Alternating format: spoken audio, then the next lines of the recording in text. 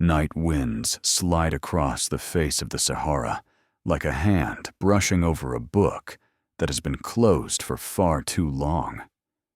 In that silence, stretching all the way to the horizon, it's hard to believe this land was once covered in trees, filled with water, and alive with the footsteps of great herds moving across soft, wet earth.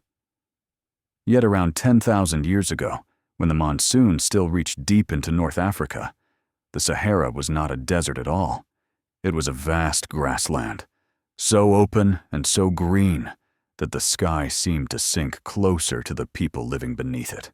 The sand we see today is only the final curtain drawn over an age buried deep below. Under every step lie the remains of ancient lakes, vanished forests, and human settlements that existed from 8 to 6,000 years before the birth of Christ. Each discovery made in recent decades has forced archaeologists to ask a question that grows louder with every new find. Could this land have once held an opening chapter of human history? One so early that it sits outside the timeline we're used to? The rock engravings of Tassili Najar, revealed to the world in 1956, were the first touch that cracked open that hidden doorway. In the round-headed figures, in the rituals, in the long lines of cattle moving together, we see not just artistic skill, but the presence of communities who knew how to organize, how to watch the sky, how to record memory through imagery long before writing was born. Over the last 30 years, ground-penetrating radar has made the Sahara feel almost transparent. Beneath the thick layers of sand are ancient rivers, lifelines that once fed countless settlements and burial grounds like Gobero, where humans lived almost 10 millennia ago. At Nabta Playa, carefully aligned stone circles, older than Stonehenge, raise questions about astronomical knowledge far beyond anything we imagined for that era. But the deepest value of the Sahara doesn't lie in its mystery. It lies in the feeling that it is whispering something to us, like a very old memory trying to find its way back. A memory older than pyramids, older than writing, older even than the unification of Egypt around 3,100 years before the birth of Christ. When the last groups of people left the Sahara in search of water, they carried their knowledge, their rituals, their habits, and the wisdom gathered across thousands of years. And they planted those seeds of memory along the Nile. That reminds us that history doesn't live only in what still stands. It also lives in the spaces left blank, places where wind and sand hide the story until technology becomes sharp enough to uncover it. The Sahara, for that reason, is not a forgotten land. It is a submerged library, and every new discovery forces us to wonder how many chapters of our past were swallowed by sand before we ever knew they existed. And here, in this place that seems empty at first glance, we begin a journey back toward the origins, a journey to read the Earth's memory through the eyes of archaeology, through the slow listening of history, and through a calm, low voice, like the wind of the Sahara telling the story it has guarded for 10,000 years. If you were to stand on a rocky rise in the Sahara 10,000 years ago, you would be looking at a world that bears no resemblance to the ocean of sand we know today.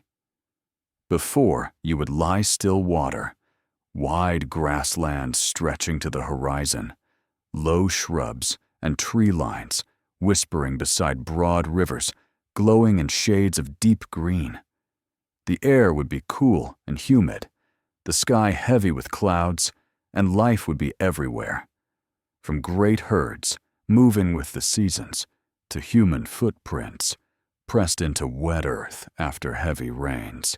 This transformation was born from extraordinary climate conditions after the last ice age, when Earth's tilt pulled the monsoon deep into North Africa. Steady rainfall unlocked what we now call the Holocene humid period, lasting from roughly 9,000 to 5,500 years before the birth of Christ. During that time, Lake Mega Chad spread like an inland sea, bordered by countless marshes and small lakes mirroring the sky. This was not a temporary landscape. It was the foundation of an ecosystem that endured for thousands of years. In that environment, humans didn't just pass through, they began to stay. Settlements formed around lake shores. Seasonal camps slowly grew into longer-term dwellings. Excavations at Gobero reveal communities living there nearly 10 millennia ago, with careful burial rituals that reflect an early social order and the strong bonds within these groups. Along the lakes and wet soils, stone and bone tools crafted with precision show that hunting had become a specialized skill, no longer just opportunistic survival. Shards of pottery with symmetrical patterns and hearths maintained in the same places for many generations suggest that the people of the Sahara were beginning to understand the value of stability. Some groups even began managing herds of cattle, the earliest hints of humans taking initiative over their environment rather than relying solely on the mercy of nature. This Green Sahara was also a crossroads for many peoples, from Central Africa, the Horn of Africa, and the Mediterranean fringe. Cultural traces, from pottery styles to tool-making techniques, weave together as proof that this was a place of exchange, not isolation. That intermingling raises an important question. Did this region once hold an early cultural seed, a foundation that would later blossom into more complex social forms? But the Green Sahara did not last forever. As the monsoon weakened around 5,500 years before the birth of Christ, the lake shrank, the soil dried out, and the grasslands dissolved into rising heat. Year after year, the boundary of green retreated, forcing communities dependent on water to choose, adapt, migrate, or fade away.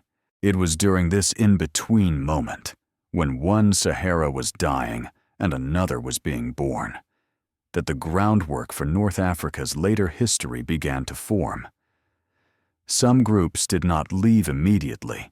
They stayed, watched, experimented with new ways of living, and left behind traces deeper than the changing climate itself. And so the next question of our journey appears. Why did some people remain in a world growing harsher by the year? And what changes in the Sahara pushed them toward the new practices we will encounter in the next part? When the Sahara still wore the green of its humid centuries, the people living there moved in rhythm with water. Lakes swelling after the rains, thick belts of grass forming around shallow basins, and great herds following familiar migratory paths. But as the 6th millennium before the birth of Christ began, the first signs of a shifting world appeared. Water levels retreated slowly, the grasslands edged backward, and each year the sky held just a little less moisture. The desert had not yet formed, but the foundation of a new landscape was already trembling beneath human footsteps. Instead of abandoning this changing land, many communities chose to stay. They watched, they waited, and they adjusted their way of life with each shifting season. Some moved toward higher ground, places like Enedi or the still damp terraces of Tadrart. Others stayed close to seasonal valleys, where water lingered longest. The sites they left behind show that they didn't respond in panic. but with the measured patience sharpened through generations of living alongside nature. That process of adaptation reshaped their social structure. As water became less abundant, managing herds and predicting the seasons grew more important than ever.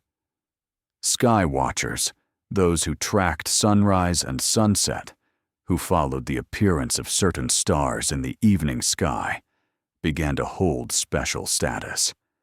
Their observations helped forecast rain. Others took on the role of leading rituals, gathering the community together before each long, dry season. These roles, small on their own, wove into a soft network of shared responsibility, not ruled by a single leader, but held together by people carrying different pieces of the community's survival. It was during this time that environmental pressure sparked deeper innovation. People began storing seeds, managing their herds more deliberately, and choosing certain favorable spots to settle for longer stretches. The dry edges of shrinking lakes slowly became places where shelters were rebuilt year after year. That repetition, quiet and subtle as it was, marked the earliest beginnings of settlement. And once settlement appeared, a new need followed, the need to preserve memory. People no longer wanted to live one season and let it vanish. They wanted to record what they saw, what they believed, and what they feared losing. They found that memory on stone. The rock walls of Tassili, Enedi, and Akakas, once nothing more than natural shelters, began to fill with images of a world in transition. Animals, rituals, human figures, the sky itself. In those first strokes of pigment, the Sahara crossed a threshold, the threshold of symbolic thought. And that is where we will go next, to a place where art does more than reflect life. It opens a rare window into the minds of the Sahara's ancient communities thousands of years ago. When the people of the Green Sahara kept returning to the same watering holes, the same shallow basins, the same paths traced by migrating herds, something subtle yet profound began to happen. They started leaving footprints in repeating circles, not the footprints of wanderers, but of communities realizing the value of a place. They didn't build stone houses, and large-scale farming was still far away. Yet this quiet rhythm of return created a kind of memory no longer tied to individuals, but tied to the land itself. The discoveries at Gobero, a valley that once shimmered with water in what is now Niger, reveal the earliest layer of this shared memory. There, archaeologists uncovered a cemetery spanning millennia, where the dead were laid to rest side by side in small groups, as if choosing to remain together even after breath had left their bodies. Some were covered in red hematite. Some wore seashell bracelets brought from coasts thousands of kilometers away. Each detail whispers that, even in this early age, people exchanged goods, formed connections, and reached toward lands they could not see from their daily horizon. And they remembered one another. Across other ancient lake shores, Anet, Tadrart, and the damp pockets of land near enclosed valleys, fire pits were rebuilt again and again in the very same spots. Potsherds with gentle spiral designs or repeated carved edges show that their sense of beauty wasn't random. A group passing through for only a moment would have no reason to craft a shared aesthetic, yet the people of the Green Sahara did, slowly, steadily, as if beauty itself was part of how they survived. Far to the west, in places like Mauritania and Mali, circular stone rings now rise from the desert, like forgotten bracelets of an older world. They are not large enough to be architecture, but not simple enough to be accidents. Their symmetry, their deliberate openings and closures, hint at soft territorial markers, gathering spaces, or quiet ceremonial grounds. Moments when people stood before nature and reminded themselves that they belonged to one another. The stability of these early settlements did not come from a desire to build permanent towns, but from understanding the land intimately. When water shifted, they shifted with it. When the ground dried, they moved toward higher terrain. These gentle movements created a cultural network stretched across the Green Sahara. Pottery styles spreading east to west, tool-making techniques spreading north to south, burial traditions acting like small, silent notes, marking where communities had passed. But as people began staying longer, a deeper longing emerged, the need to record the world so they would not forget it. They had no written script, but they found another medium, the ancient rock faces around them. From these early villages, from warm fire circles on round patches of earth, and from footprints frozen in drying mud, Sahara's art began to speak. A voice without sound, yet filled with story. And that voice opens the next chapter, where the rock paintings become the doorway into the minds of a world long lost.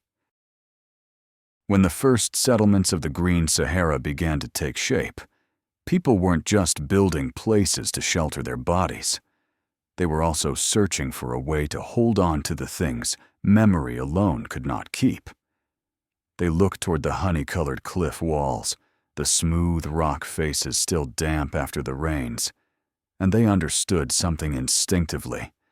These surfaces could preserve what they wished to say, far longer than any tent or footprint on soft earth ever could.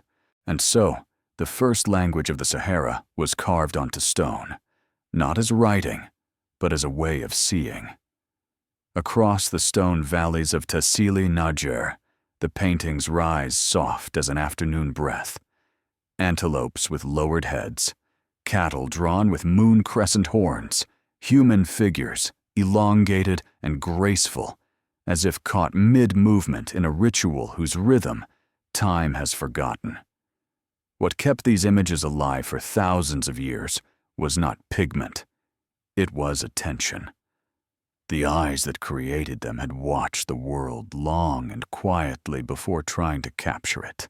In the Green Sahara, art wasn't made to describe. It was made to remember. Animals appear with such accurate proportions that the artists must have stood for long stretches, observing the sheen of wet fur after rain, the slow softness of a hoof stepping down a muddy bank.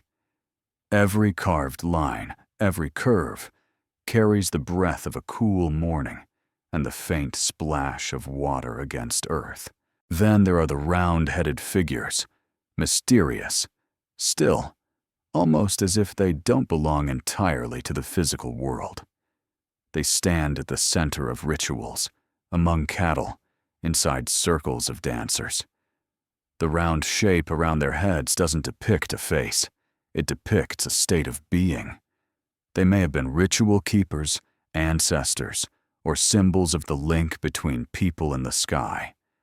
We cannot know for sure, but their repetition across millennia tells us they were part of an inner structure of thought, deep and shared. Other scenes show herds guided in circular or gently curved formations. In a few, a human hand rests lightly on a cow's back, a simple gesture that holds trust, gratitude, and a sense of shared life. These aren't mere scenes of daily activity. They're rituals, a way for people to speak to the land and to each other, reminding themselves that survival is impossible without the herd, without water, without the sky. What stands out most is the consistency. From Algeria to Niger, from Libya to Chad, the same style, the same rhythm. as if the entire Green Sahara once shared a common moment of thought, a quiet pulse of spirit etched with minerals and watchful eyes. These rock walls were never meant as art for display. They are journals, pages of a world that had already learned to observe itself.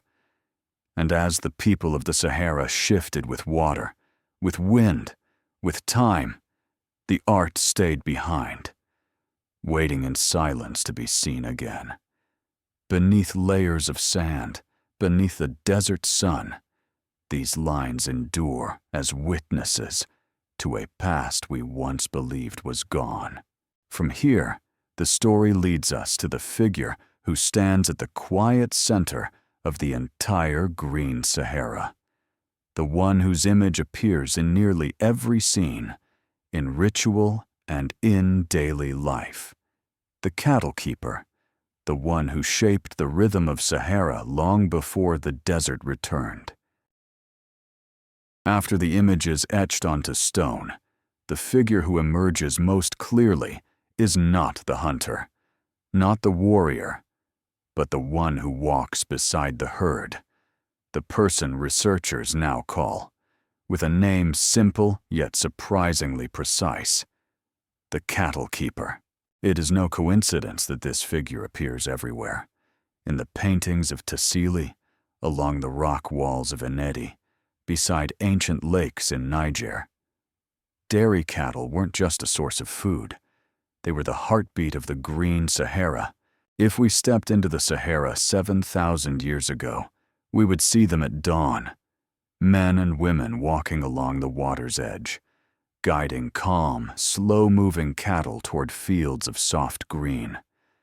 The air would not be dry, but cool and humid, like the first days of the rainy season in the tropics. The low calls of the cattle would echo through the stone valleys, deep, warm, almost like a distant drum calling people home. For these communities, cattle were not raised for meat. Cut marks on bones, the wear on grinding stones, and the pattern of ancient campsites all point to a simple truth. Their lives depended first on milk, the one resource that could sustain both people and animals through the long, uncertain dry seasons. Milk gave them nourishment, stability, and something even more precious for a pre-agricultural world: time. With time, they could observe. With observation, they could accumulate knowledge. And once knowledge took root, they stepped into the earliest form of social organization, a world centered around cattle. On many rock walls, we see a person leaning close to a cow's flank, hand resting gently against a warm artery. The scene, if we read it through the language of imagery, is not slaughter, but gratitude.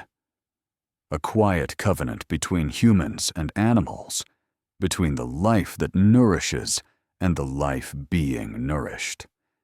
It is a softness that even later civilizations sometimes struggled to preserve. That closeness transformed the cattle keeper into the foundational profession of the Green Sahara, and from that role grew many others. Seasonal leaders, ritual organizers, people who guided migrations along water routes. These seemingly small developments were the seeds of complex society, seeds that Egypt would later expand into a brilliant, full-grown system.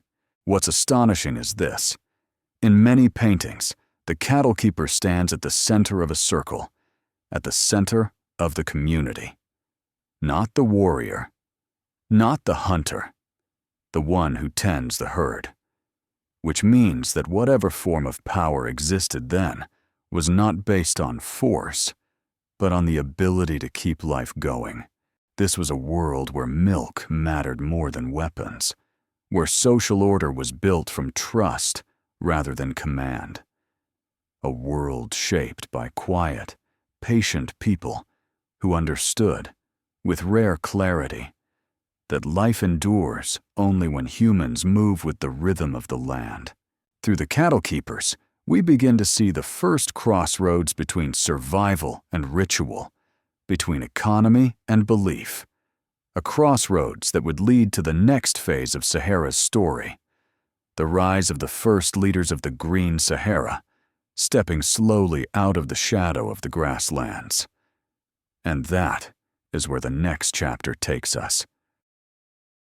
When the herding communities of the Green Sahara sensed the climate changing its voice, they began lifting their eyes toward the sky more often than they looked down at the ground. The familiar lakes shrank year after year, the grass thinned, and the stability that had shaped their world for thousands of years suddenly felt as fragile as breath. In that moment, the signs on the land were no longer enough. People began searching for a larger rhythm, something above them, where the sun and stars moved slowly, quietly telling the story of time. And from that quiet need for survival, the first stone structures of the Sahara emerged. Simple, modest, yet carrying a depth far beyond daily life. Nabta Playa, near the southern edge of modern-day Egypt, is the place that made the modern world stop and stare. Hidden in a dry basin, small stones were raised into circles, lines, and alignments, not grand, not towering, but ancient, dating from 6,000 to 4,500 years before the birth of Christ, at least 1,000 years older than Stonehenge. When archaeologists studied them in the late 20th century, they realized something astonishing. Those stones aligned precisely with the rising sun at the summer solstice, and some markers aligned with the cycle of Sirius, the star associated with water, with the coming of rains, and later, with the Egyptian calendar itself. These alignments could not be accidents. To set each stone so precisely, generation after generation had to watch the sky, not for one season, but for many lifetimes. For them, astronomy wasn't an elevated science. It was survival. It was the last tool they had to predict when water would return. Nabta Playa, then, wasn't just a ritual site. It was a stone calendar, a silent clock laid into the desert to remember the rhythm of rain and light. Across the Sahara, similar structures appear like echoes, stone circles in Adrar Bus, straight rows of rocks in Tadrart, lone standing stones scattered along ancient migration routes. They don't rise toward the sky by height, but by meaning. Each circle is like a punctuation mark of memory, each row of stones a quiet line connecting humans to the cosmos. Together, they suggest that these Sahara communities had begun thinking in cycles, not the cycle of a single life, but the cycles of the sun and the slow movements of time itself. In some places, archaeologists uncovered whole cattle burials placed carefully inside round pits. These weren't displays of power, they were acts of gratitude, a way to honor the animals that had sustained them through every wet season and every drought. Cattle became the bridge between ritual and reality, between fragile survival and the hope placed in the sky. The people who built these stone markers were not architects, nor were they priests in the later sense. They were herders, people who lived close enough to nature to understand that sometimes the sky speaks in light. They recorded those movements in stone, the only material strong enough to withstand the coming centuries of dryness, as if placing notes onto an unseen symphony of the universe. But the climate kept closing in. The stone circles were left behind. The solstice alignments no longer pointed toward the promise of rain, and the sky stopped answering their questions in the way it once had.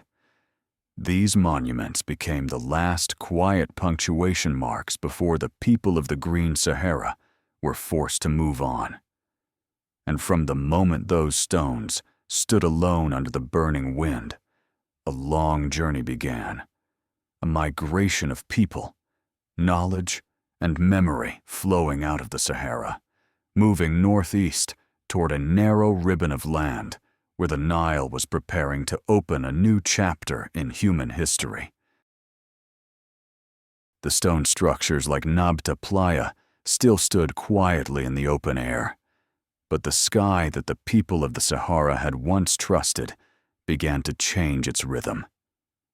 Around 5,500 years before the birth of Christ, the Earth's axial tilt shifted ever so slightly, a tiny adjustment, almost unnoticeable, yet enough to pull the monsoon southward. There was no explosion, no catastrophic day. The Sahara slipped into aridity, the way a door closes slowly across generations, so quietly that people only realized what was happening after their world had already changed. The lakes that once mirrored the sky thinned into shallow streaks of water. Mega Chad, once the size of an inland sea, shrank at a pace even geologists call abrupt. Mud dried into long, cracked lines like old scars. At the same time, the cattle herds, the very heart of livelihood and ritual, began to weaken. Even though the people of the Sahara had watched the sky for centuries, they had to accept a truth. The natural cycles they depended on were no longer returning. No stone circle, no solar alignment could help them read the rains again. The grasslands that once stretched to the horizon vanished under a harsher, wider sun. Large animals, antelope, forest elephants, hippos, instinctively moved south, leaving behind a silence wider than the empty space itself. Humans were forced to follow. The soft boundaries between hunter, herder, and semi-settled groups dissolved. Communities broke into smaller traveling bands, carrying cattle, tools, memories, and whatever they could salvage as they moved toward the last surviving pockets of water. Stone circles that once marked territory now stood as abandoned markers of a world no longer compatible with reality. In the final archaeological layers of this period, the shrinking of life becomes painfully clear. Fewer pottery pieces, thinner traces of settlement, simpler tools. Not because skills were lost, but because time itself narrowed. People no longer had the luxury for anything beyond survival. Hearths still burned, but they were small, brief, temporary, a faint contrast to the steady fires that once warmed communities living beside stable lakes. A few groups tried to stay beside the last remaining pools, reducing their herds as if holding onto a fading shadow of their past. Others moved south and were absorbed into East African communities, leaving subtle marks in later languages and traditions. But the largest movement, the one carrying sky watchers, seasonal herders, ritual keepers, and social organizers, turned northeast toward a river that did not dry, the Nile. From the late 6th to the early 4th millennium before the birth of Christ, the earliest layers of pre-dynastic culture began to appear in Upper Egypt. Within them, we see familiar echoes: red and black pottery, sacred bovine symbols, burials dusted with red ochre, and stone motifs reminiscent of Sahara rock art. These are not coincidences. They are cultural memories traveling on human feet. The deepest truth is not that the Sahara dried, but that its people chose not to vanish with it. They migrated, carried their knowledge across the desert, and allowed it to take root in a new land. The end of the Green Sahara was not an ending at all, but a transition, a long, quiet breath opening toward a different horizon. And from the moment the last group stepped away from their fading green world, the story leads us to the next part: the journey to the banks of the Nile, where they would plant the earliest seeds of ancient Egypt. When the Sahara entered the driest chapter of its Holocene life, roughly between 4,800 and 4,000 years before the birth of Christ, the last communities still holding on there faced a truth that could no longer be softened. The lakes that once stretched like mirrors beneath the sky faded one by one. Grasslands survived only as thinning memories passed down in stories. The trails that had once guided cattle across green plains turned into pale ribbons of dust under a feverish sun. The migration didn't erupt like an exodus. It happened quietly, in fragments, across centuries. Slow, deep, persistent enough to reshape the prehistory of North Africa. Along the Nile Valley, the first footprints of former Sahara communities appeared like soft echoes. Red and black pottery, geometric motifs, and stonework techniques instantly recognizable from the world of the Green Sahara. These traces did not appear in isolation. They clustered together, as if groups carrying the same ancestral memory had paused beside a new river after a long journey. Their presence tells us that leaving the Sahara was not a chaotic collapse, but a measured transition, like a final breath taken before a world closes its doors. The people who reached the Nile were not refugees. They were communities carrying knowledge refined across thousands of years. How to manage cattle as seasons changed. How to read the sky well enough to predict rain. How to treat water as the central axis of an entire yearly cycle. And when they met the Nile, a river with reliable floods at the end of each summer, they recognized the rhythm immediately. It was the closest match to the monsoon pattern they had once lived by. The Nile wasn't just a new home. It was the natural continuation of an old way of life. Here, they blended with the river's earlier inhabitants and helped form what archaeology calls the Badarian culture, 4,400 to 4,000 years before the birth of Christ. In Badarian cemeteries, we find red and black ceramics, sandstone jewelry, and, most revealing of all, the sacred image of cattle. These objects are not simply grave goods. They are fragments of memory from a homeland drying under a harsher sky. That mixing of peoples soon blossomed into a new social form. Nile communities learned from the Saharan newcomers how to manage livestock, how to anticipate seasons, how to organize around cycles. In return, the people of the Sahara learned to harness the Nile floods for planting, a foundation that would become the economic heart of the riverine world. This exchange laid the groundwork for early centers like Nakada, Abydos, and Hierakonpolis, where ritual, social hierarchy, water management, and leadership began to take shape, the first threads of a future state. On Nakada, pottery, 4,000 to 3,500 years before the birth of Christ, familiar images reappear. Cattle, ritual poses, curved movement lines, reminiscent of Saharan rock art. These are not copies. They are memories, reshaped and re-expressed in a new landscape. The migrants from the Sahara did not bring monuments or writing. They brought softer knowledge, how to read the sky, how to predict a season, how to organize a community through shared memory and ritual. Over centuries, that knowledge settled into the cultural DNA of early Egypt. By around 3,300 to 3,100 years before the birth of Christ, as the first rulers of Upper Egypt began unifying the region, the Sahara had become a complete desert.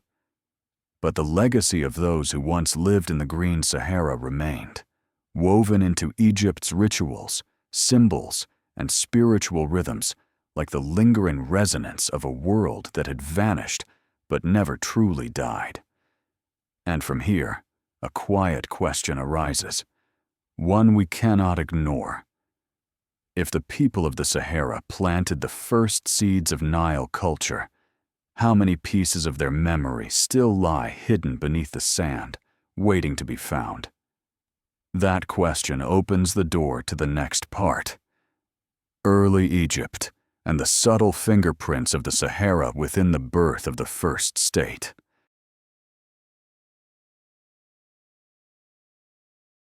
When the last communities left the Green Sahara and followed the narrow ribbon of the Nile, they stepped into a land completely different from the one that had carried them for thousands of years. None of them could have known that this new valley would one day become one of the most enduring centers of civilization on Earth. But they did not arrive empty-handed. They came carrying the memory of a world that was closing, the memory of water cycles, of cattle moving with the seasons, of rituals shaped by light, and of a way of living in rhythm with the sky and the ground beneath their feet. Those memories were light as dust, yet stronger than stone. And when they blended with the steady, predictable flood pulse of the Nile, a pulse returning each year like a promise, they became the early seeds of what would one day grow into early Egypt, long before pyramids existed. At sites like Abydos, Hierakonpolis, and Nakata, archaeologists found objects that echo almost perfectly with the Sahara. Red and black ceramics fired with remarkable control, sandstone bracelets polished smooth by many generations of hands, and seashells carried across vast distances, tying two worlds together through ancient trade routes. Even the way people along the Nile buried their dead, lying on their sides, dusted with red hematite, mirrors the rites once practiced along the ancient lakes of the Sahara. These are not coincidences. They are memories continuing to breathe in new soil. Among these echoes, none is stronger than the image of the cow. At Hierakonpolis, cattle were buried whole, placed carefully into the earth, as if they held spiritual weight. This practice was unknown among earlier Nile groups, yet deeply familiar to the Sahara, where cattle were not just sustenance, but a bridge between humans and the natural world. When this tradition entered Egypt, it did not fade. It rose. In time, it would help shape sacred symbols, the kind of meanings later expressed through names like Hathor, through ideas of life, nourishment, renewal. In Nakata 2-3 art, we see animal processions, figures wearing large ceremonial headpieces, scenes of ritual gathering, motifs with a rhythm almost identical to the rock art of Tassili Najer. No one claims that Egypt copied the Sahara, but both clearly grew from the same underlying way of thinking, using images to remember, using symbols to bind community to sky, placing ritual at the center of life. Water knowledge was where the two worlds met most clearly.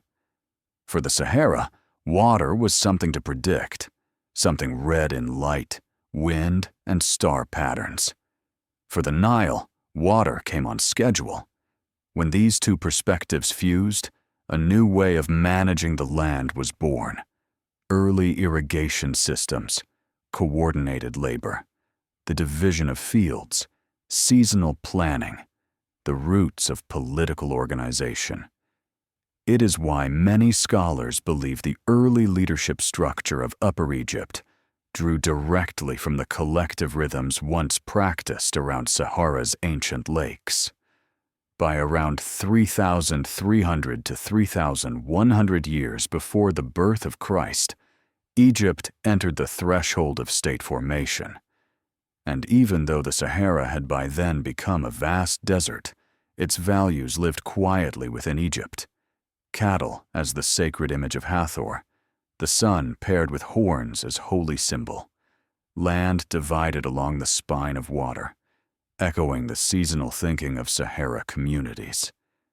These traces don't sit on the surface, yet they run as clearly as groundwater beneath the culture of early Egypt. Egypt would go on to grow far beyond anything the Sahara had ever known. Temples, writing, kingship, solar calendars.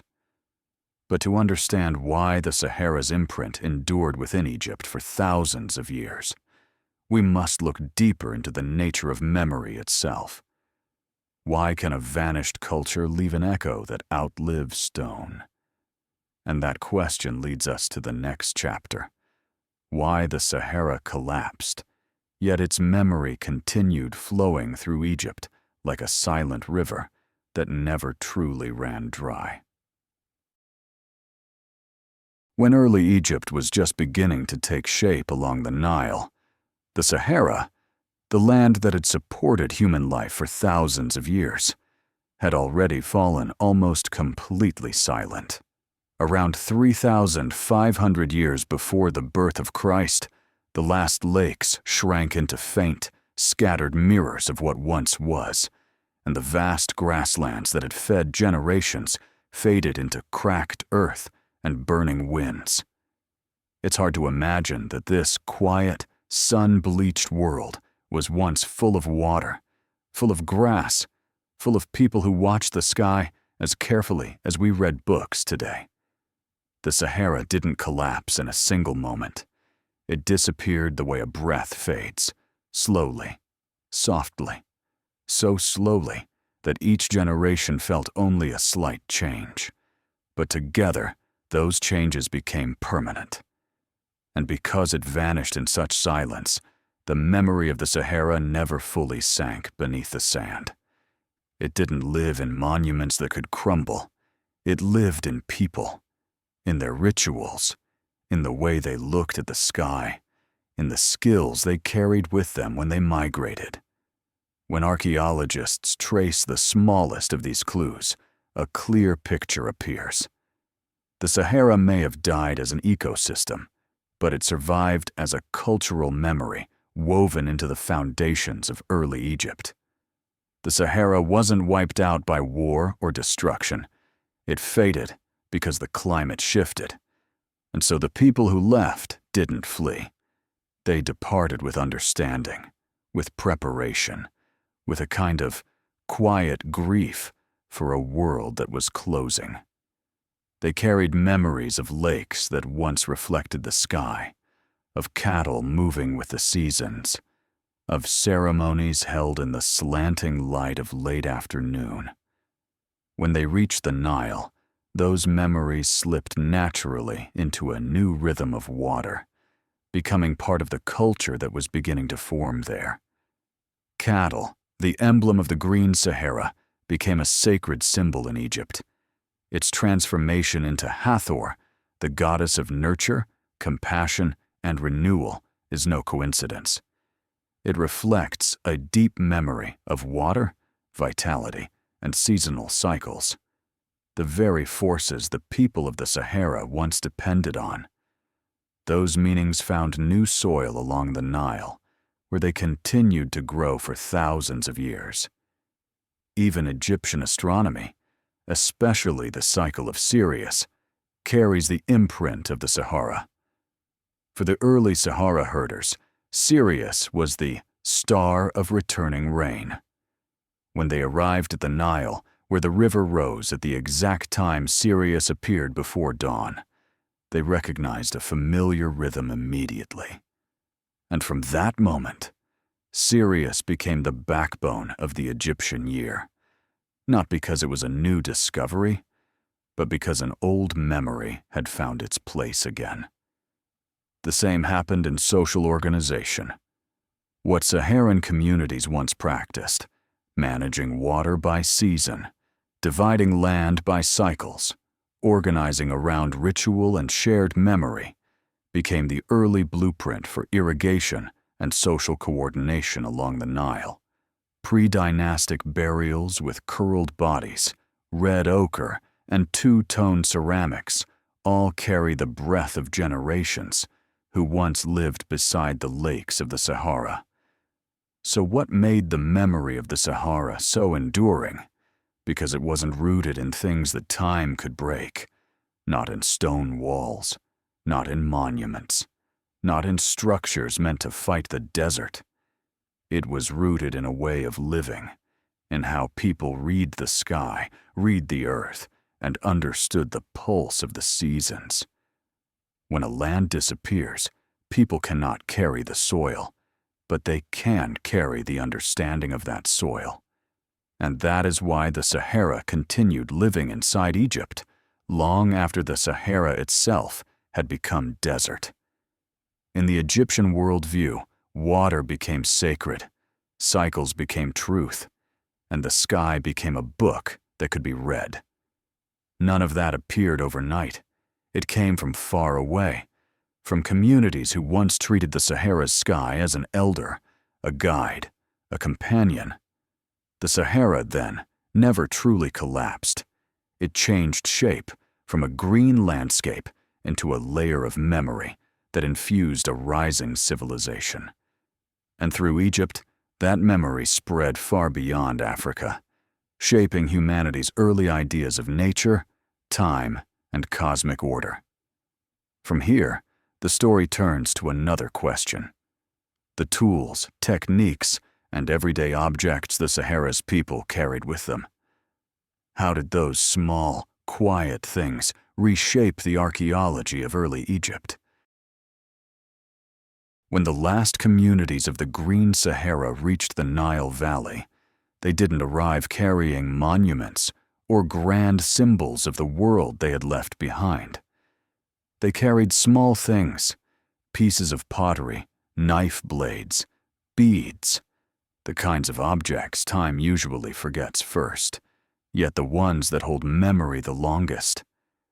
These fragile remnants became the clearest thread, linking a world now buried under sand with the culture slowly forming along the Nile.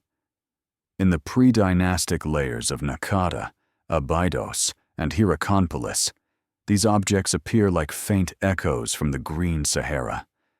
Spear points and small knives carved from silkrete, a fine, sharp stone common in Western Sahara, but absent in the Nile Valley, begin showing up where the material shouldn't exist. The slight curve of the blade, the gentle polish from work with livestock and daily meals still remains, unchanged, even though the landscape around them has become entirely new. These aren't just tools, they are memories made solid, skills passed down through generations. Pottery carries the most unmistakable signature. Red-black vessels, their mouths dark like soot and their bodies glowing in deep red, reveal a masterful two-atmosphere firing technique. The colors weren't chosen for beauty alone. They reflect knowledge shaped by a life dependent on water. A red body for stability, a black rim that resists moisture, as if each vessel still held the silhouette of a lost Saharan lake. When these pots appear in Badarian and early Naqada burials, they're not simply containers. They are continuity itself, preserved in clay. Jewelry tells a softer story. Smooth sandstone bracelets, perfectly drilled beads, and, most striking of all, pieces of seashell found far inland reveal trade routes that once stretched across the Green Sahara.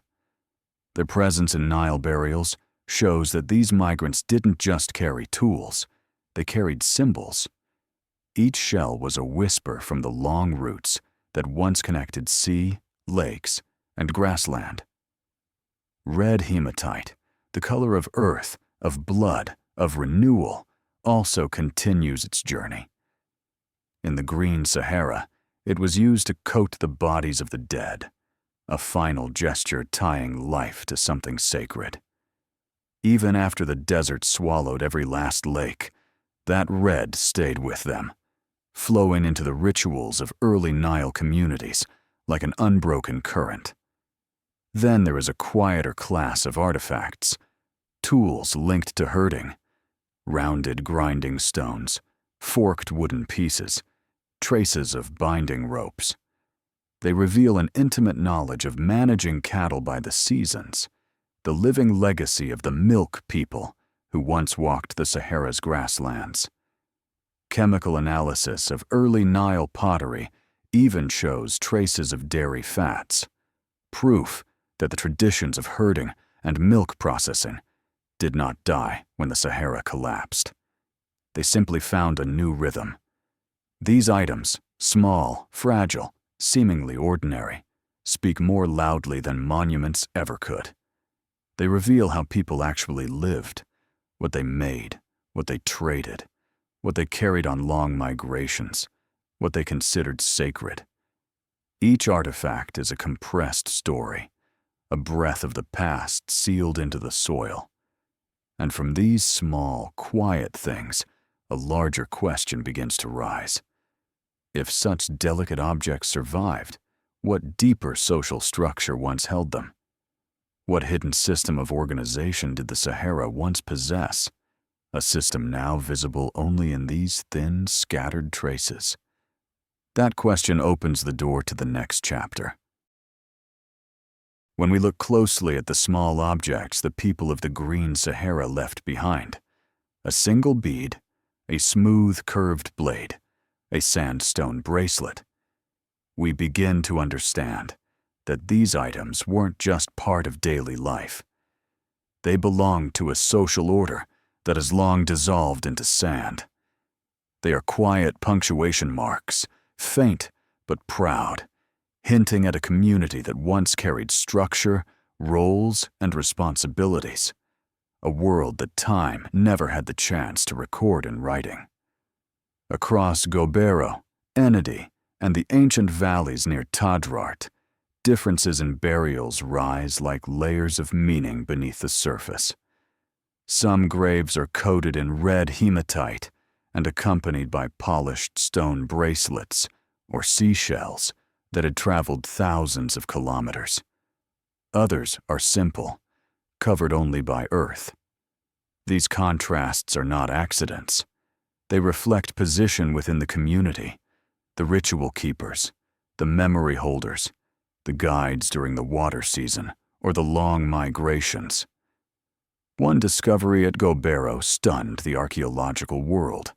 3 skeletons buried together, as if held in an embrace, their bodies dusted with red mineral and adorned with fine jewelry.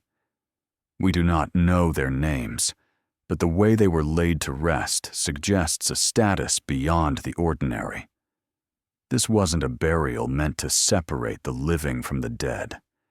It felt more like a final gesture of honor for those who held something vital: knowledge of water, of seasons, of ritual, of survival itself.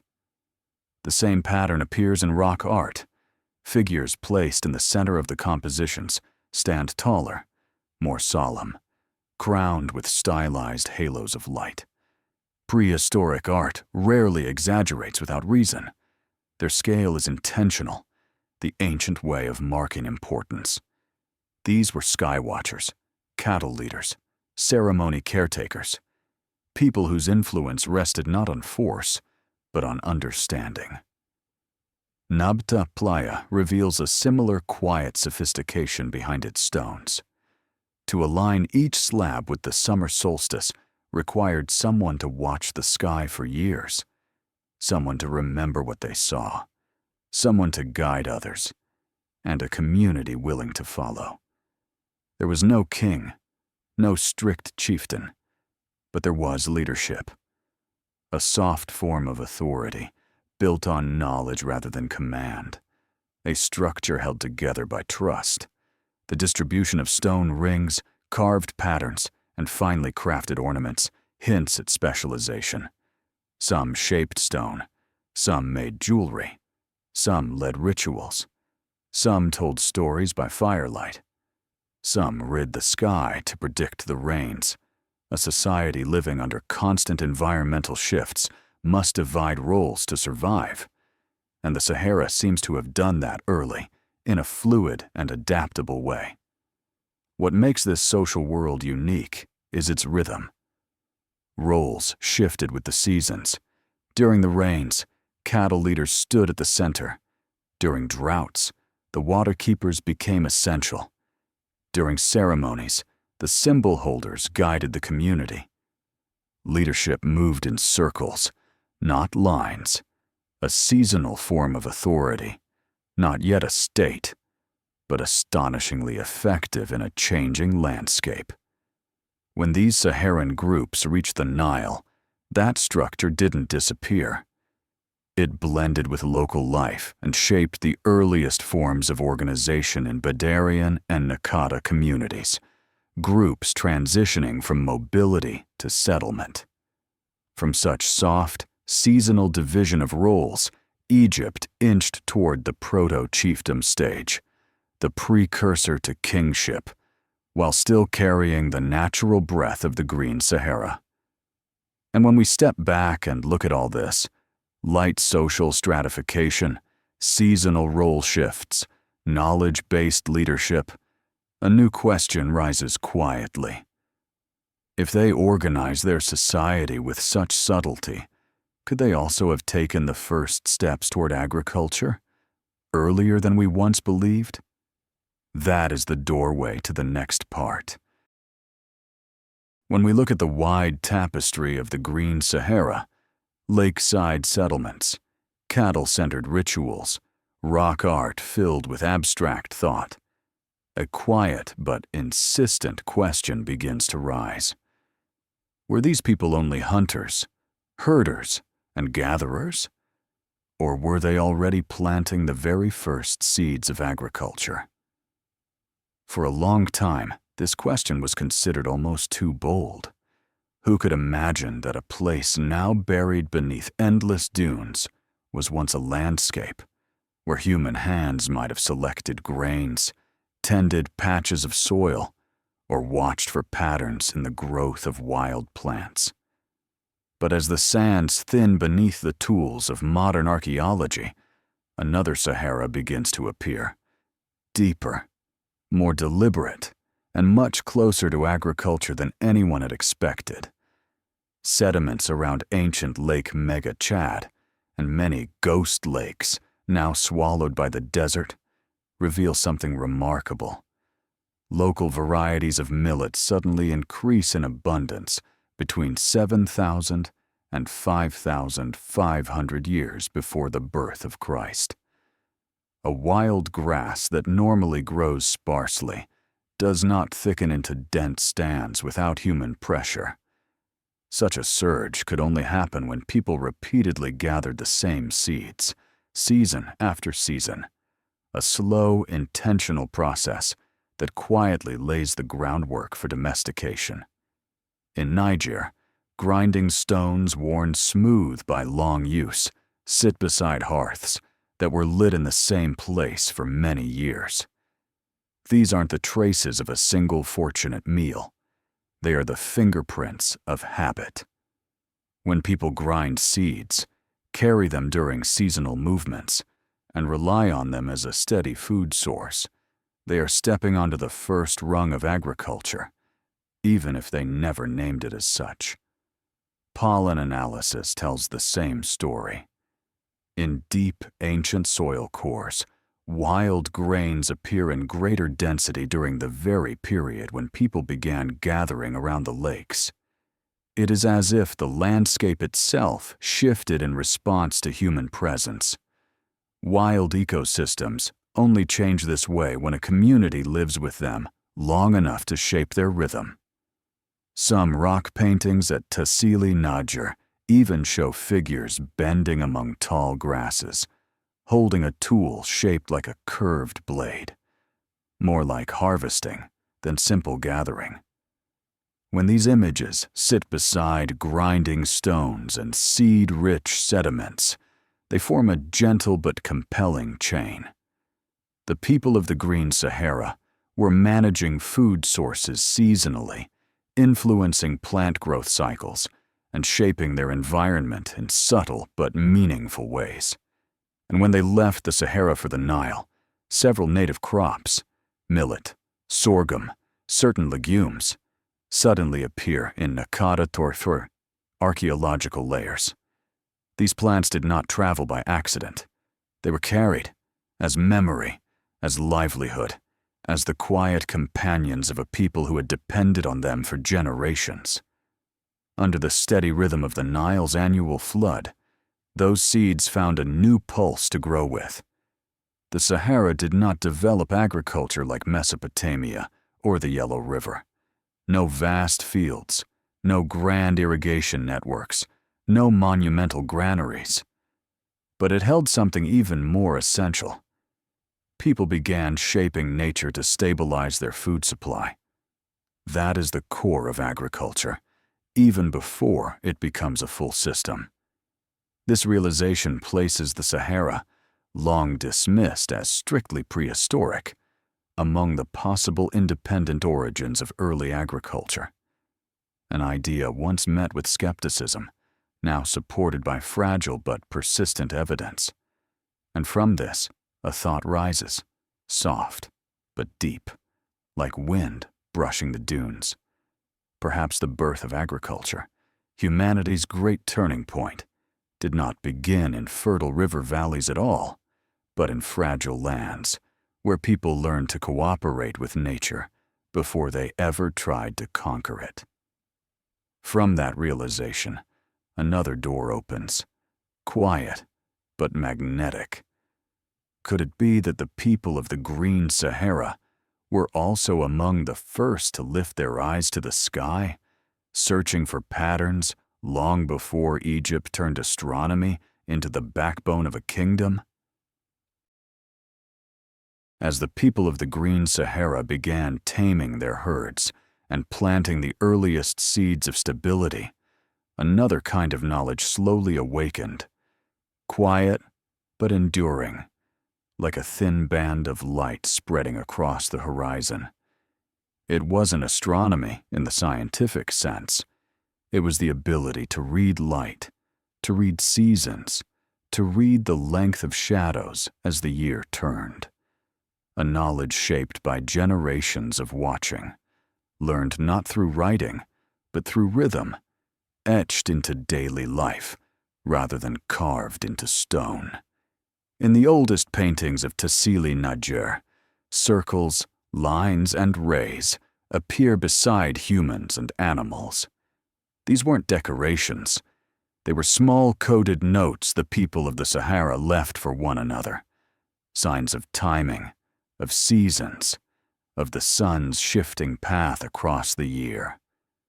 When the same motifs repeat for thousands of years, you realize they were sketching the way the sky spoke to the earth. The clearest evidence of this knowledge stands quietly in the desert.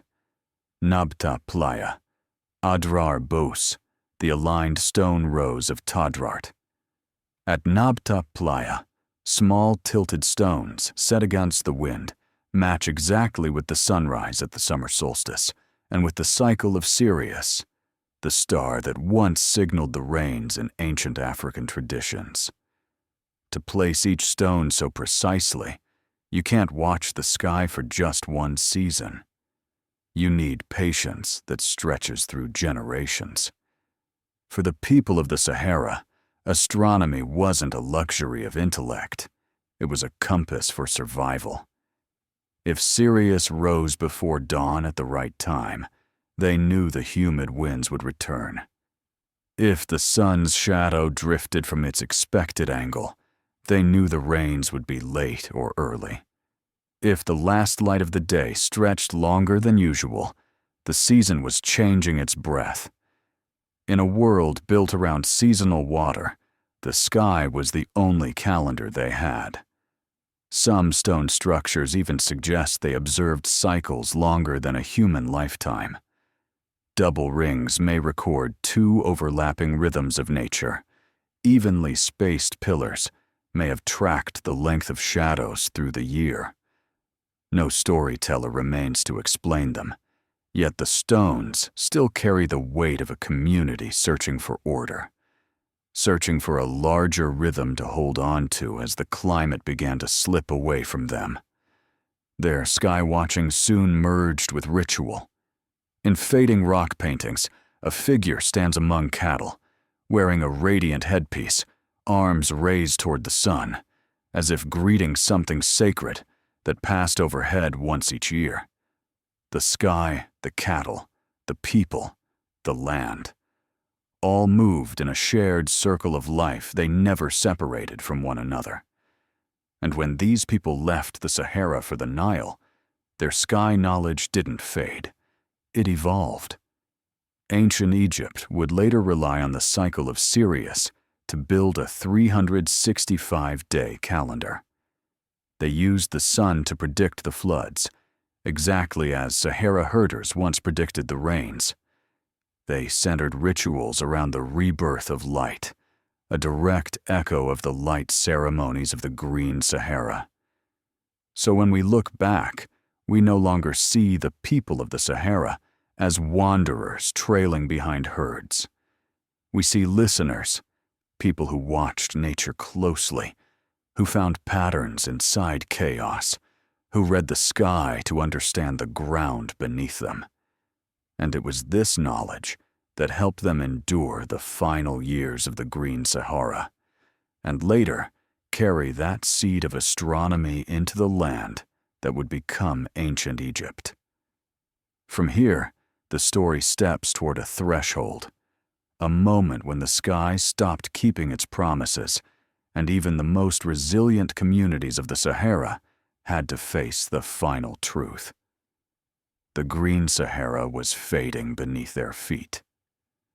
In the next chapter, we enter that moment, the turning point when the climate withdrew its last kindness, and the Sahara crossed into the harshest dry age of the 4th millennium before the birth of Christ.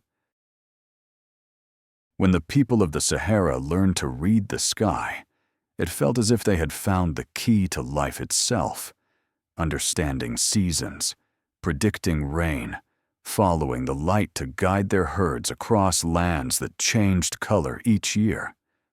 But no knowledge, no matter how refined, can stop a climate cycle once it begins to turn.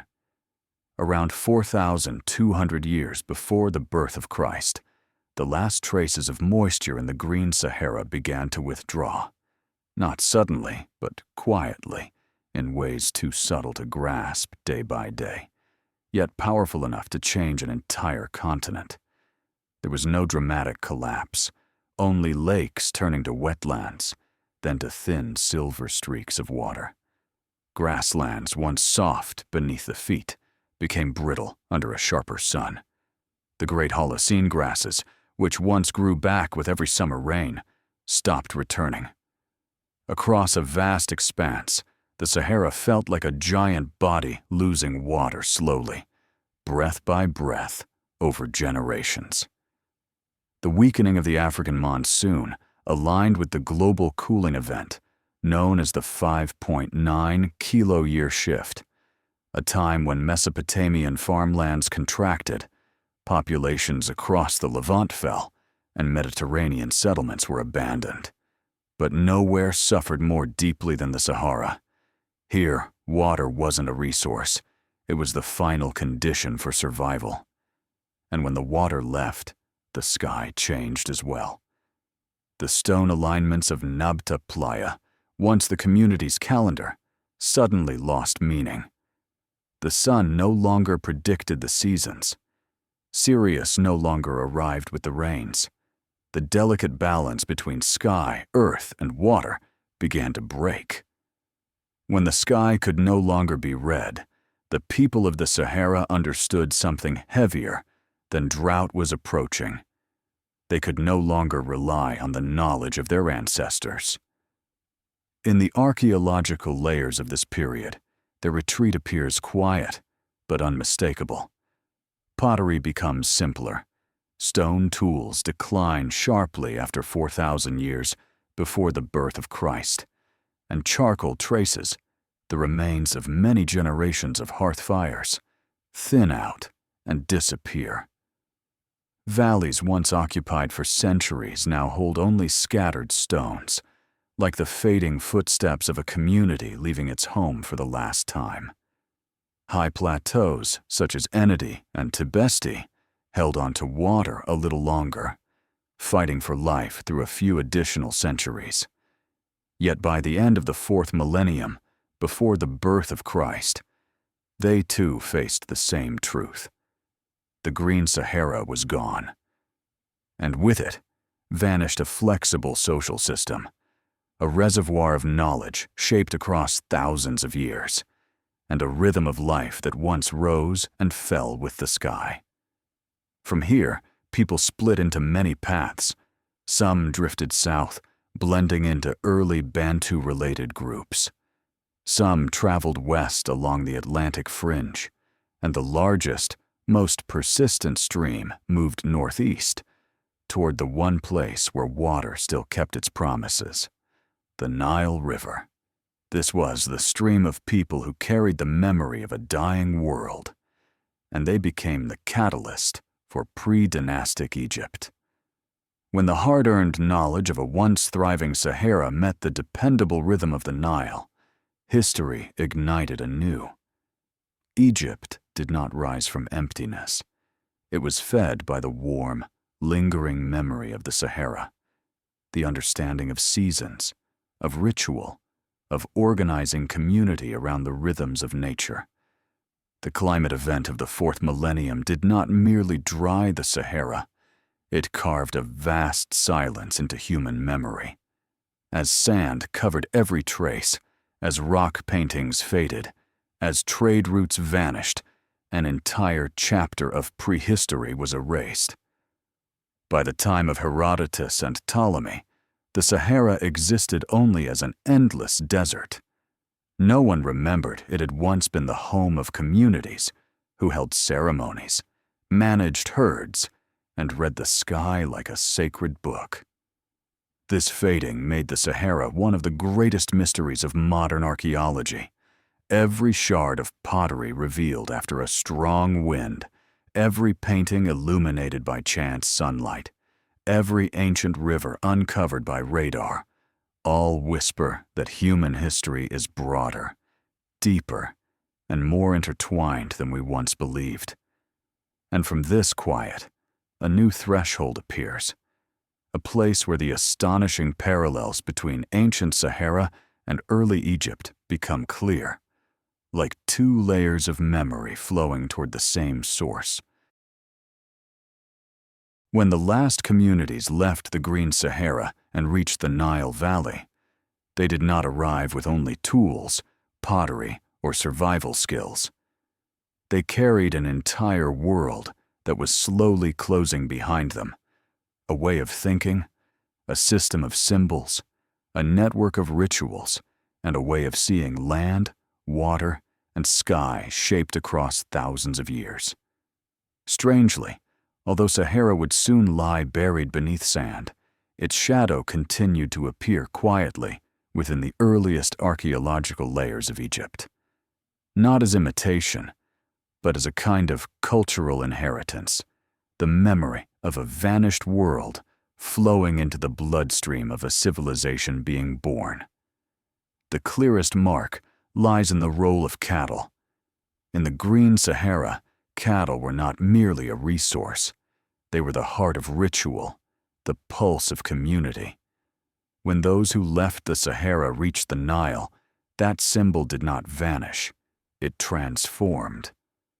In Naqada, too, from around 3,600 to 3,300 years before the birth of Christ, cattle appear everywhere, on pottery, on carved objects, in bone deposits, and especially within ceremonial areas at Hierakonpolis.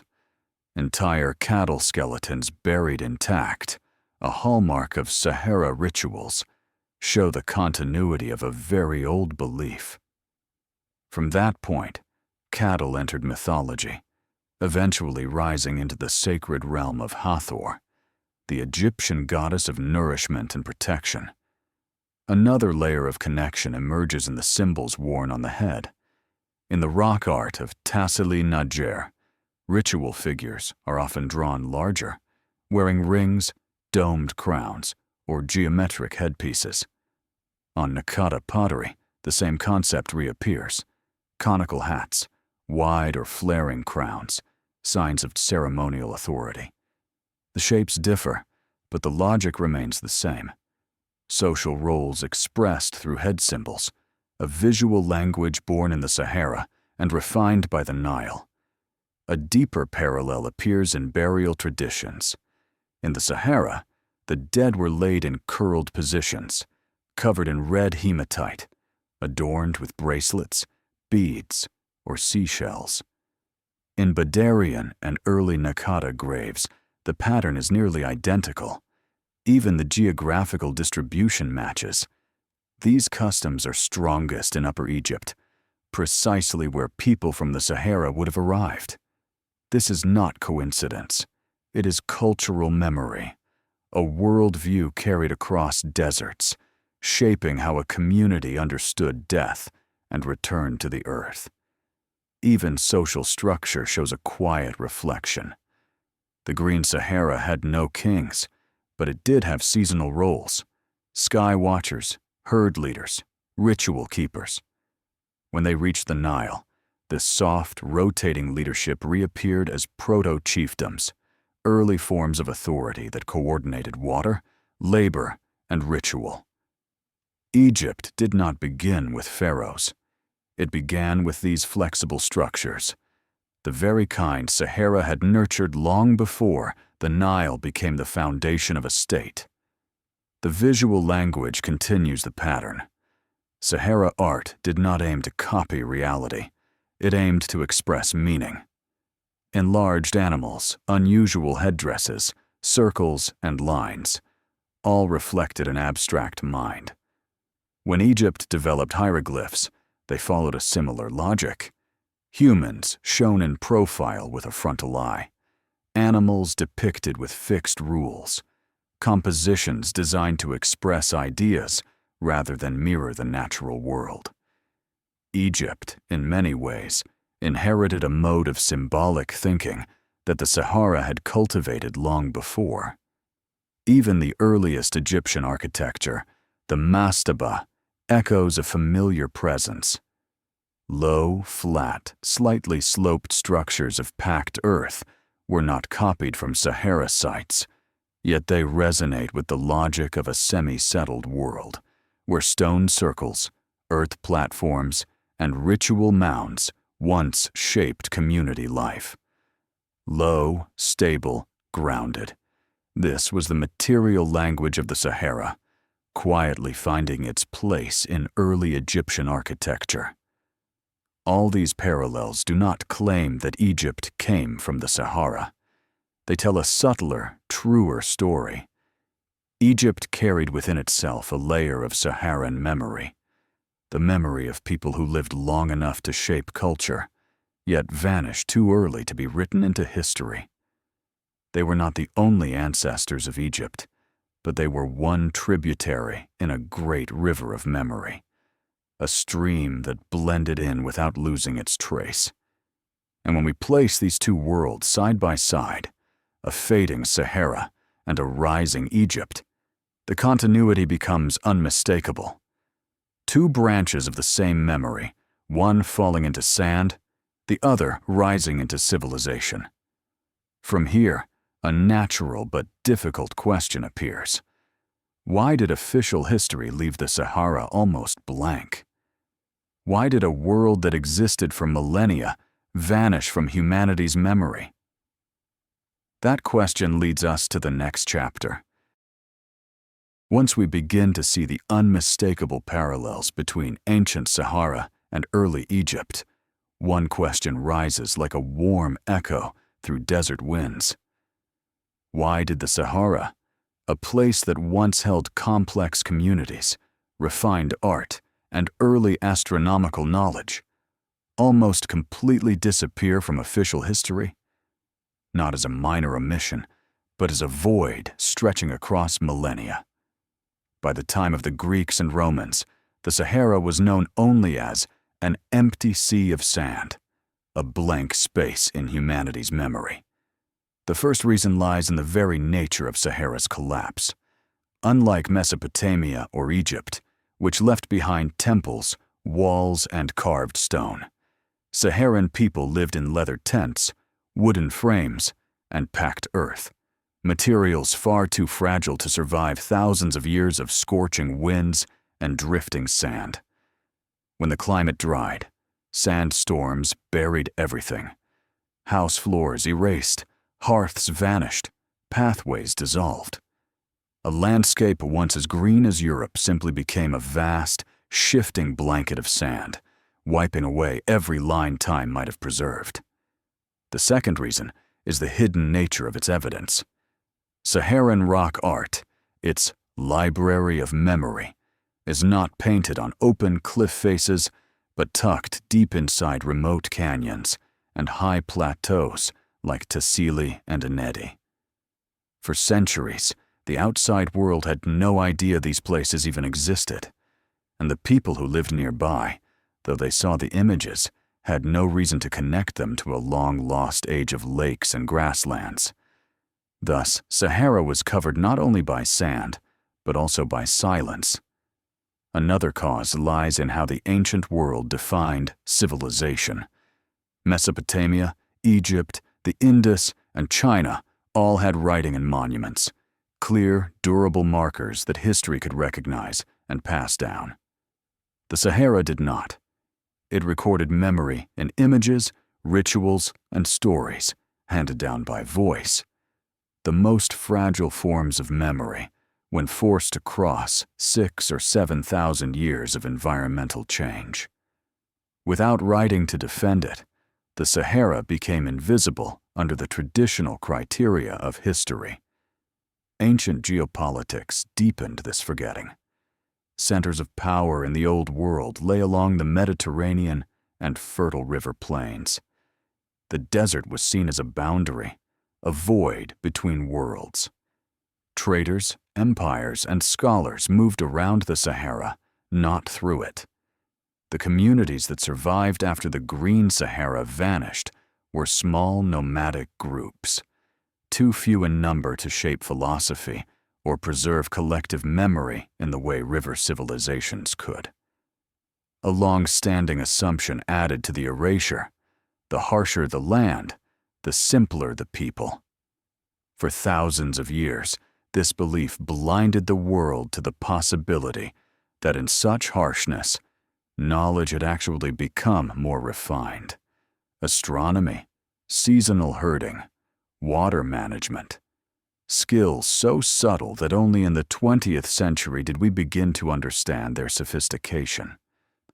Only when rock art, organized cemeteries, and astronomical structures were discovered did the world finally realize that the Sahara had once been a center of intelligence in its own quiet way. But the deepest reason for the forgetting lies in the broken continuity of Sahara's story. It had a green age that lasted thousands of years, followed by a slow collapse that left nothing behind. No cities to inherit, no temples to preserve memory, no large descendant community to tell the tale. When a culture vanishes without a storyteller, history shrinks, overlooks, and eventually turns that culture into a blank space. And yet, that very forgetting is what makes the Sahara extraordinary. Every pottery shard emerging from the sand, every fading painting, every burial dusted with red pigment is like a fragment of memory drifting back from a world that never had the chance to enter the light of recorded history. A world that did not follow the familiar path of development, yet planted seeds that would later nourish more complex societies. From this silence, a bolder, sharper, and entirely reasonable question begins to rise. Was the Green Sahara merely a forgotten land? Or was it once a kind of proto-civilization, organized, symbolic, knowledgeable, that simply never reached the stage of cities before the climate closed its final door? That is the threshold we cross in the next chapter. As archaeological discoveries grew layer after layer, from finely crafted stone tools to the sun-aligned megaliths of Nabta Playa, to the ceremonial paintings scattered across the cliffs of Tassili Najer, a question once dismissed as far too bold began to return. This time, it rose not out of speculation, but out of scientific caution. Could ancient Sahara have been a kind of proto-civilization? Not a civilization in the familiar sense of cities, writing systems, or stone monuments, but something subtler, a social world with structure, with symbols, with knowledge, and with enough continuity to influence the cultures that came after it. The issue does not lie in Sahara itself, but in the definition of civilization we inherited. For centuries, history has recognized only three pillars: cities, scripts, and monumental architecture. Those are markers shaped by lands blessed with stable rivers: Mesopotamia, the Indus Valley, the Nile. That framework unintentionally turned the story of human development into the story of places that were never betrayed by climate. Sahara followed a different path, lush for thousands of years, then drying so completely that it erased nearly every material trace of the people who lived there. No brick walls to survive the ages, no written records to endure sandstorms. And simply because Sahara lacked the familiar signs, it was pushed outside the concept of civilization, even though the seeds of civilization appear clearly in its archaeology. The first sign is social organization. Layered burial grounds at Gobero, cattle-centered ceremonial zones in Enedi, and the oversized ritual figures painted in rock shelters all point to a form of soft leadership. Not kings, but knowledge holders, sky watchers, and seasonal herd coordinators. This matches what anthropology calls a chiefdom, the stage right before formal states appear. The second sign is symbolic language. Sahara's art was never random. Important figures are magnified. Ceremonies take the center. Animals move in ordered lines. Circles and rays repeat like coded motifs. This was not the art of scattered bands. It was a visual language, the very kind of symbolic thinking that Egypt later refined into iconography and hieroglyphs. The third sign is astronomical knowledge. Nabta Playa could not have been built by wandering groups stopping at random. Aligning stones to the summer solstice or to the cycle of Sirius required collective memory, stable observation, and teachings carried across multiple generations. Very few pastoral or foraging societies ever reached that level. When this knowledge traveled to the Nile, it became the foundation for Egypt's 365-day calendar, one of the most enduring intellectual achievements in human history. Economically, ancient Sahara was far from simple. People herded seasonally, selected and processed wild grains, ground seeds on stone slabs, and show early signs of domesticating millet, sorghum, and legumes. A mixed economy like this is a crucial stepping stone toward full agriculture. The worn grinding stones, the milk lipids preserved in pottery, and the rising density of cereal grains all point in the same direction. So the central question remains, is that enough to call ancient Sahara a civilization? By classical standards, no. But if civilization means a system of knowledge, symbols, and social organization capable of being passed on, capable of shaping what comes next, then Sahara stands close to that threshold, perhaps even beyond many contemporary societies across the world. Maybe Sahara was not a fully formed civilization, but it may have been a landscape carrying the first seeds of one. Those seeds traveled with migrating communities when the lakes dried up, crossed empty stretches of sand, and found new life beside the one river that never abandoned its rhythm, the Nile. There, in a stable environment, they took root and became part of the foundation of early Egypt, one of the oldest states humanity ever built. And so the question, was Sahara a civilization, becomes smaller than the one that follows, deeper, sharper, and far more compelling. What buried an entire world that stood so close to becoming a civilization? And can modern archaeology awaken it again? That is the door leading into the next part, the archaeological revolution now uncovering the long-lost Sahara. As the question of what ancient Sahara truly was becomes sharper, modern archaeological technologies have begun acting like quiet lanterns, illuminating a world buried beneath sand for more than 6,000 years. For so long, Sahara seemed utterly silent, a place that had nothing left to say. But under the gaze of today's science, that silence is thinning. The sand is turning transparent.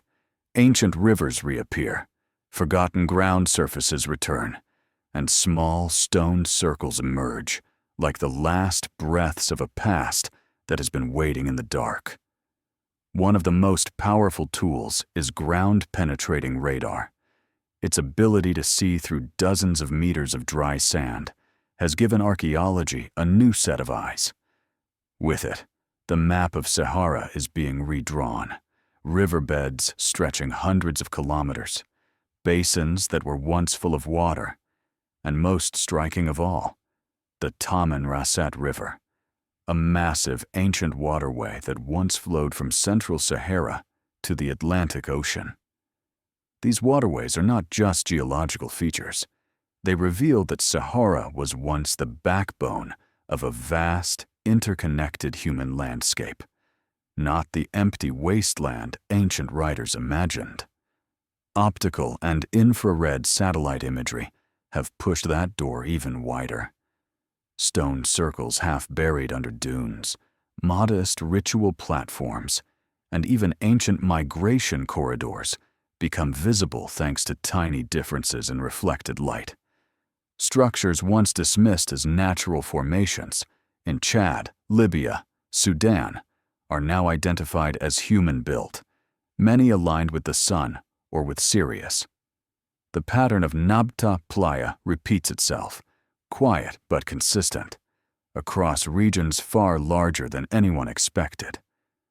Beneath the surface, another set of witnesses speak through time: fossil pollen and lake sediments. In the sediment cores of ancient Mega-Chad, grains of pollen from savanna grasses, water-loving plants, and acacia trees appear like time slices, describing a Sahara that was once green, then drying through a long, slow cycle, exactly matching what archaeology had suggested through scattered clues. These records not only pinpoint when people were forced to leave Sahara, but also reveal how the collapse happened. Slowly, deeply, and irreversibly, like a door closing across many generations. A more delicate kind of evidence comes from isotopes in human and animal bones. By analyzing ratios of strontium and oxygen, chemical fingerprints of the water and food a person consumed, scientists discovered something surprising. Many human remains from early Naqada Egypt carry signatures from Central Sahara, which means those people, or their ancestors, made the long journey from the heart of Sahara to the Nile. They did not simply migrate, they merged, becoming part of the demographic foundation of early Egypt. Machine learning has sharpened the picture further. After processing thousands of rock paintings, algorithms began identifying repeating motifs that the human eye struggles to group: the round-headed figures of Tassili, the herding scenes of Enidi, the geometric symbols of Tadrart. The computer doesn't just classify, it detects cross-desert cultural connections, indicating that Sahara was once a broad, coherent network tied together by water, seasonal movement, and a shared symbolic language. Because of these tools, Sahara is no longer the mute desert it once seemed. It is re-emerging as a living system, a place where people once adapted with knowledge, ritual, and finely tuned social structures, even though they left no temples, no palaces, no written records. And perhaps the most important revelation is this: every new discovery whispers the same message, soft, quiet, but impossible to ignore. Sahara did not disappear. It was simply hidden beneath a layer of sand too deep for ancient eyes to see. Now that this layer is finally opening, one question becomes unavoidable. A question that sounds like Sahara's last echo after 6,000 years of silence. What is Sahara trying to tell us about human history, about forgotten beginnings, and about the things we thought we understood, but never fully did?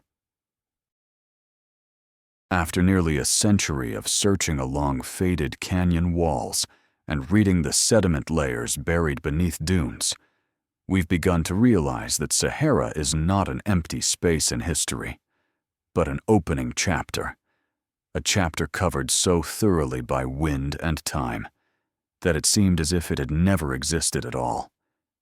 Yet as modern technology makes the sand grow transparent, Sahara emerges not as a hopeless desert, but as a world that once thrived in its own quiet brilliance, vast, subtle, and far more intricate than anyone imagined. What Sahara wants to tell us isn't written in fallen temples or the ruins of lost empires. It has no walls, no inscriptions, no pyramids to anchor its story. Instead, it preserves something more durable than stone: the memory of people who lived in rhythm with the natural world, who did not seize, who did not cling, but observed the land and sky in order to endure.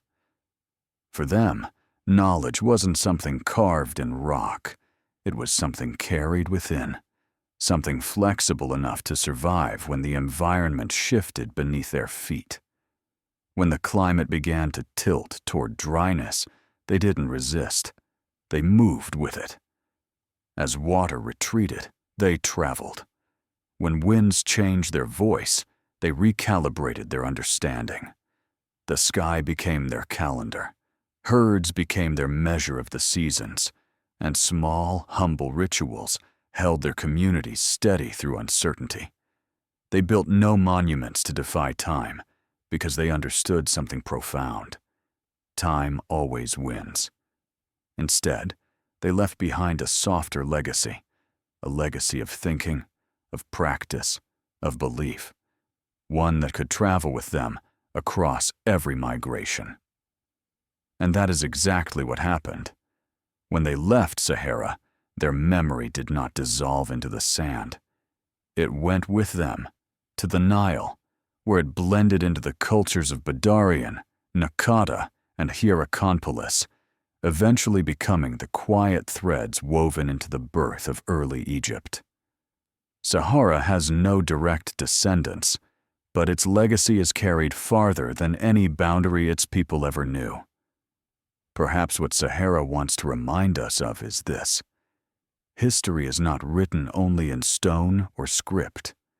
Some chapters are written in migrating footsteps, in slow receding water, in the position of the solstice sun, in herds crossing a wet season plain, and in small communities carrying vast memory. What cannot be seen does not cease to have existed. Through Sahara's story, our definition of civilization is forced to widen. Have we judged too narrowly by insisting civilization requires walls, monuments, or engraved words? And might systems of knowledge about the sky, about water, about endurance that never fossilized into physical structures be just as worthy of the name civilization? Today, with every stone circle found by satellite, every tool exposed after a strong desert wind, every ancient painting revealed by a stray beam of sunlight, Sahara opens one more old door. It does not ask to be remembered. It simply waits for someone patient enough to listen. If Sahara could speak, it might whisper this: human history did not begin only on famous rivers, but also in places that seem least capable of sustaining life, where people learn to understand the earth, the sky, and themselves. And in that faint breath, Sahara leaves us one last message: that sometimes the greatest value of history is not in what remains, but in what once existed, even briefly, like footprints on sand before the wind turns.